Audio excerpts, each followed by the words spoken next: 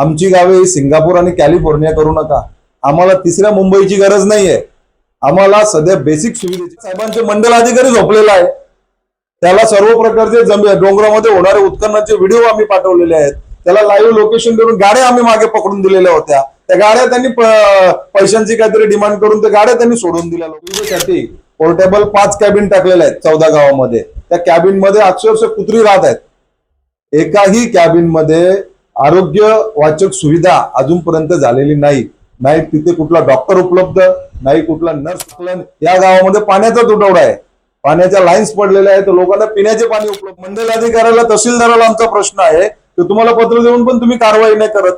तुम्ही तुमचे कर्तव्य पार पाडता की लोकांच्या हमाल्या करण्यासाठी तुम्हाला त्या प्रशासनावर बसवलेलं आहे? याचं उत्तर आता आम्हाला शोधायला। परिषद शाळा मोकाशीपाडा, जिल्हा परिषद शाळा ठाकूरपाडा या शाळेमध्ये पाणी घुसलेलं आहे। व साधा एक पंप लावण्याची व्यवस्था महापालिकेचे व्यवस्थापक करू शकत नाही, तर या आमच्या 14 गावांची तिसरी मुंबई होणार कशी? नगरसेवक पण आज सांगत आहे की असा विकास होणार, तसा विकास होणार। अरे पण नागरी सुविधा जर भेटत नसली तर विकासाला काय आग लावायची? मुंबई आणि करण्यासाठी अगोदर बेसिक सुविधा तर झाल्या पाहिजेत ना 14 गावांमध्ये। तुमच्या बेसिक सुविधा शून्य आहेत, तुम्ही कशाच्या आधारावर तिसऱ्या मुंबईचा वादा करत आहात? पंचायत दप्तरे अजून जमा नाही केली महापालिकेने, दप्तरांसाठी अजून त्यांचं प्रोसिडिंग 6 महिने चालू आहे। एवढा विलंब होतो का? आणि प्रत्येक वेळी आपले नगरसेवक काय बोलतात, होईल, होणार आणि कधी होणार? माणसं मराठी वेळ आली तर माणसं मेल्यानंतर विकास होईल का? दर्शक बांधवांनो, आपलं पुन्हा एकदा सिद्धेश्वर वार्ता न्यूज मध्ये स्वागत आहे। आता आपल्या समवेत कल्याण डोंबिवली शहर उपाध्यक्ष राष्ट्रवादी काँग्रेस पार्टीचे जीवन शेट्टी वालीलकर आहेत।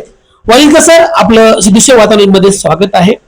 आताच नवी मुंबई महानगरपालिकेचे सन्माननीय गटनेते सागरजी नाईक यांचं आगमन झालं आणि आगमन झाल्यानंतर त्याचा दौरा होता।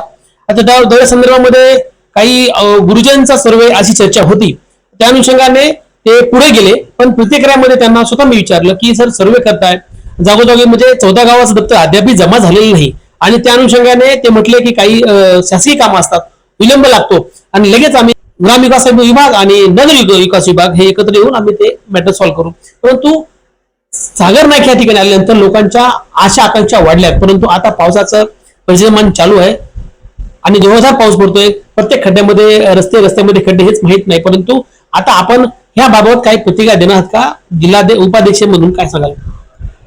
सर्वात प्रथम सागर नाईक साहेबांचे आम्ही स्वागत करतो, त्यांनी आज 14 गावामध्ये पाणी दौरा केला। दुसरी बाब अशी आहे की ही 14 गावे नव्या मुंबई महानगरपालिकेत समाविष्ट होऊन आज 2-2.5 वर्ष झालेले आहेत आणि इथे निवडणुका होऊन 6 महिने झालेले आहेत। तर जो समावेश होण्याचा जो कार्यक्रम होता, त्या कार्यक्रमामध्ये अनेक वादे 14 गावांसाठी केलेले होते। त्याच्यानंतर निवडणुकीमध्ये सुद्धा भारतीय जनता पक्षामार्फत मोठे मोठे वादे या 14 गावांसाठी केलेले होते। परंतु आज कांबळे साहेब, तुम्ही या 14 गावामध्ये नेहमी पत्रकारिता करता, बरोबर आहे? तुम्हाला या 14 गावांचा कानाकोपरा सर्व माहिती आहे। तर तुम्ही या भारतीय जनता पक्षाला आणि सागर नाईक साहेबांना एक आरसा दाखवण्याचे काम करा की आज तुम्ही गुरुचरणी संदर्भात सर्वे होता, तो कशासाठी होता याची कल्पना मला नाही आहे, परंतु मी तुमच्या बाईटमध्ये त्यांनी 2-3 स्टेटमेंट दिलेले आहेत, त्यांनी ऐकलेले आहेत। त्याच्यामध्ये त्यांनी सांगितलेले आहे का असा विकास करू 14 गावांचा की तिसऱ्या मुंबई सारखा विकास करू। तर आपल्या माध्यमातून सागर नाईक साहेबांना माझे सांगणे आहे की साहेब, आमची गावे सिंगापूर आणि कॅलिफोर्निया करू नका। आम्हाला तिसऱ्या मुंबईची गरज नाहीये, आम्हाला सध्या बेसिक सुविधेची गरज आहे। आज आमच्या 14 गावामध्ये कचऱ्याचे ढीग साचलेले आहेत, नाले सफाई झालेली नाहीये, एवढा ग्रामपंचायत दप्तरे गेल्या 6 महिन्यापासून जमा झालेली नाहीत। त्याच्यामुळे जन्म मृत्यूची नोंद होणे अवघड झालेलं आहे। कुठल्याही नवीन घरास टॅक्स लागत नाही, जुन्या टॅक्सची वसुली होत नाही। यासारख्या बेसिक सुविधा आहेत ना, हे भेटलं तरी आम्हाला पुरेसे होईल।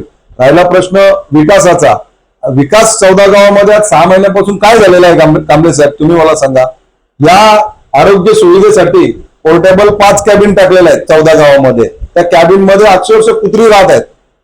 एकाही कॅबिन मध्ये आरोग्य वाचक सुविधा अजूनपर्यंत झालेली नाही। नाही तिथे कुठला डॉक्टर उपलब्ध, नाही कुठला नर्स उपलब्ध। आज या 14 गावातील एकता नगरी असो, ठाकूरपाडा असो, नारिवली, वाकलन या गावामध्ये पाण्याचा तुटवडा आहे, पाण्याच्या लाईन्स पडलेल्या आहेत, लोकांना पिण्याचे पाणी उपलब्ध नाहीये।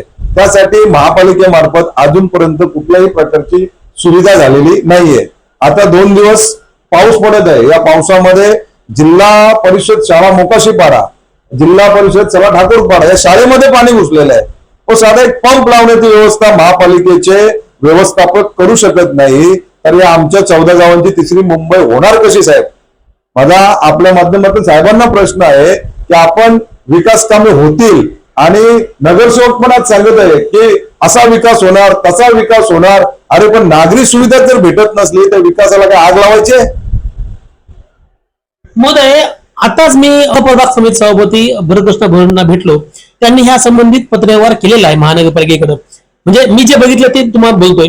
तर विकास झाला नाही मान्य, परंतु आता डॉक्युमेंटरी करून ते विकास करणार असल्याने सांगितलं की आम्ही 14 गावातले जे नगरसेवक आहेत म्हणजे प्रभाग क्रमांक 14 मधले ही विकासासाठी गती करत आहोत. आता विकास कामं होतील त्यांनी असं आश्वासन दिलेलं आहे. परंतु ह्या आश्वासनाचं कालच मी आपल्या ग्रुपवरती शाळेमध्ये पाणी शिरलंय त्या अनुषंगाने बघितलं, पण त्यांनी ते पाणी काढलं असं मी चित्र बघितलं. का कसं बघता इकडे? तर पाणी काढण्यासाठी जेसीपी लावली, पण जेसीपी लावली म्हणजे परमनंट सोल्युशन नाही ना साहेब. जेसीपी लावली, आज पुन्हा पाणी साचलेलं आहे त्या शाळेमध्ये. आज माझ्या व्हॉट्सअपला पुन्हा व्हिडिओ आलेले आहेत. त्याच्यासाठी परमनंट उपाययोजना काहीतरी महापालिकेमार्फत व्हायला पाहिजे. पण सध्या पंपाची व्यवस्था नाही त्या शाळेमध्ये. किमान 2 पंपांची व्यवस्था झाली असती तरी ते त्यांनी पाणी लावून काढले असते. आज मुलांना बसायला शाळेमध्ये जागा नाही आणि आपण तिसऱ्या मुंबईची बात करत आहोत. हो, तिसरी मुंबई आणि करण्यासाठी अगोदर बेसिक सुविधा तर झाल्या पाहिजेत ना 14 गावामध्ये. तुमच्या बेसिक सुविधा शून्य आहेत. तुम्ही कशाच्या आधारावर तिसऱ्या मुंबईचा वादा करत आहात? अहो, ग्रामपंचायत दप्तरे अजून जमा नाही केली महापालिकेने. दप्तरांसाठी अजून त्यांचं प्रोसिडिंग 6 महिने चालू आहे. एवढा विलंब होतो का? आणि प्रत्येक वेळी आपले नगरसेवक काय बोलतात, होईल, होणार आणि कधी होणार? माणसं मराठी वेळ आली तर माणसं मेल्यानंतर विकास होईल का? आज नाले सफाई झालेली नाहीये, सर्वकडे रस्त्यावर पाणी आहे. ट्रॅफिकचा प्रश्न आहे, साधा ट्रॅफिकचा प्रश्न आहे. IRB प्रशासनाला आपल्या नगरसेवकांनी धारेवर नाही धरले. रस्त्याचे दुतर्फाचे अतिक्रमण आहे ते काढण्यासाठी तर प्रयत्न करायला पाहिजे होते ना. त्याच्यासाठी काय एवढे सागर नाईक साहेबच आले पाहिजेत किंवा संजू साहेबच आले पाहिजेत असा पण प्रश्न नाहीये ना. स्थानिक नगरसेवक आहेत, नगरसेवक त्यांच्या बेसवरती त्या IRB ला तर धारेवर धरू शकतात की नाही कांबळे साहेब? बरोबर आहे. आज आमच्या डोंगराळ परिसरामध्ये अनधिकृत भट्ट्यांचं काम चालू झालेलं आहे. त्याच्यामध्ये रोज कचरा आणून जाळला जातो. ते तहसीलदार साहेबांना अनेक वेळा निवेदन आपण दिले, तुम्ही होते मागच्या वेळेला, त्यांनी शून्य कारवाई केलेली आहे. तहसीलदार साहेबांचे मंडल अधिकारी झोपलेला आहे. त्याला सर्व प्रकारचे डोंगरामध्ये होणारे उत्खननाचे व्हिडिओ आम्ही पाठवलेले आहेत. त्याला लाईव्ह लोकेशन देऊन गाड्या आम्ही मागे पकडून दिलेल्या होत्या. त्या गाड्या त्यांनी पैशांची काहीतरी डिमांड करून त्या गाड्या त्यांनी सोडून दिल्या लोकांच्या. म्हणजे त्या डोंगराळ परिसरामधून होणारे उत्खनन कधी थांबणार? त्या मंडल अधिकाऱ्याला, तहसीलदाराला आमचा प्रश्न आहे की तुम्हाला पत्र देऊन पण तुम्ही कारवाई नाही करत. तुम्ही तुमचे कर्तव्य पार पाडता की लोकांच्या हमाल्या करण्यासाठी तुम्हाला त्या प्रशासनावर बसवलेलं आहे? याचं उत्तर आता आम्हाला शोधायला लागेल. शोकांतिक आहे, कारण सन्माननीय तहसीलदार महोदयांना निवेदन देऊन सुद्धा केमिकलच्या भट्ट्या असतील त्या आता भट्ट्याचं पाणी ह्या नैसर्गिक नाल्यात, आता नैसर्गिक नाले बंदच केलेत, पण नैसर्गिक नाल्यात जात असताना लोकांना आरोग्याचा प्रश्न खूप गंभीर भेडवणार आहे. त्याच अनुषंगाने जीवनशैली वालीकरांनी हे जे काही प्रभाग क्रमांक 14चे जे काही नगरसेवक आहेत त्यांनी नगरसेवकांनी विकास करावा. सन्माननीय गटनेते सागरजी नाईक ह्या 14 गावात येऊन दौरा करून गेले, परंतु मूलभूत सुविधा ज्या मल्लीसरंग गटारे आहेत, जे मुख्य रस्ते आहेत, जे आरोग्याची सुविधा, त्या आरोग्य केंद्रामध्ये कुत्रे झोपतात असं सन्माननीय जीवनशैली वालीकरांनी आपल्या शिरीष वातावरणात बोलताना सांगितलेलं आहे.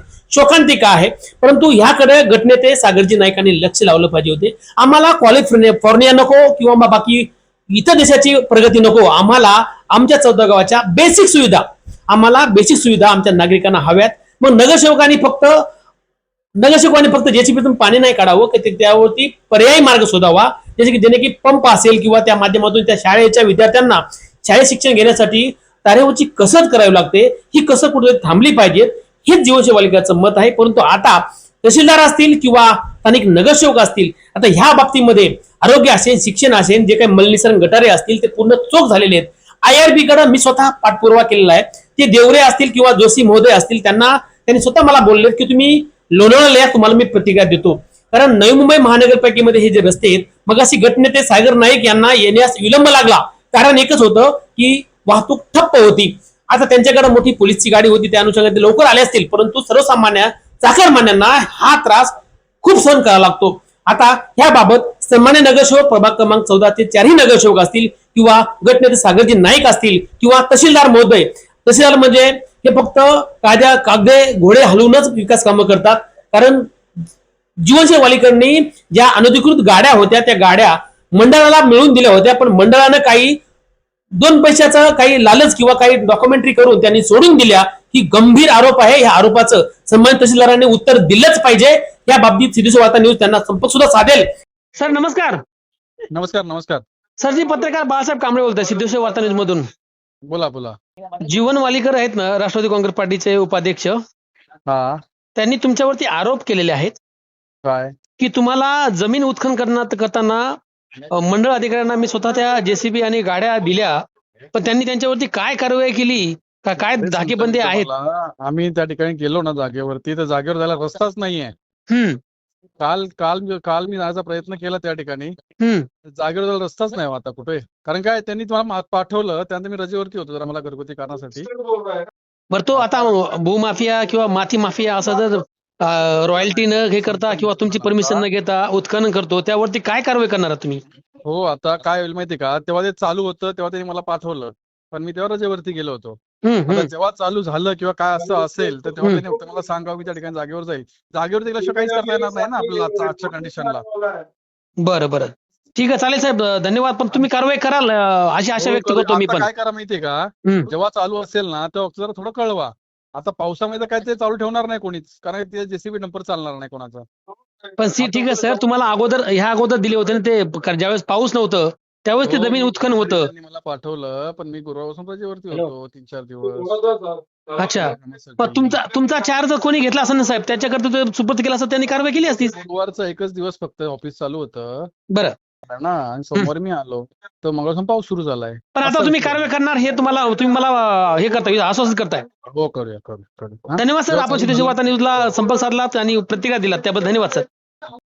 आता जीवन वालीकरांनी 14 गावांच्या नागरिकांच्या मूलभूत सुविधेकरिता सत्ताधारी सभागृह नेते सागर नाईक व प्रभागातील नगरसेवकावर टीकेची झोड घेत घमासान केल्यामुळे 14 गावांच्या विकासाला मिळते का गती, की पुन्हा 14 गावाच्या विकासात निर्माण होते अधोगती, हे पाहणे महत्वाचे ठरणार आहे. आणि ठाणे तालुक्याचे तहसीलदार उमेश पाटील व त्यांचे मंडळ अधिकारी जनार्दन सूर्यवंशी जमीन उत्खनन करणाऱ्या भूमाफियावर कारवाई करणार, की राष्ट्रवादी काँग्रेस पार्टीचे कल्याण डोंबिवली शहर उपाध्यक्ष जीवन वालीकर म्हटल्याप्रमाणे आर्थिक देवाणघेवाण करून रगड पैसा कमावून गब्बर होणार, हे पाहणे तितकेच महत्वाचे ठरू शकणार आहे. जसे बांधवांनो, या बातमीचं वार्तांकन आवडल्यास आपल्या चॅनलला लाईक, शेअर, सबस्क्राईब आणि कमेंट करायला विसरू नका. पाहत राहा फक्त सिद्धेश्वर वार्ता न्यूज आपल्या युट्यूब चॅनलवर.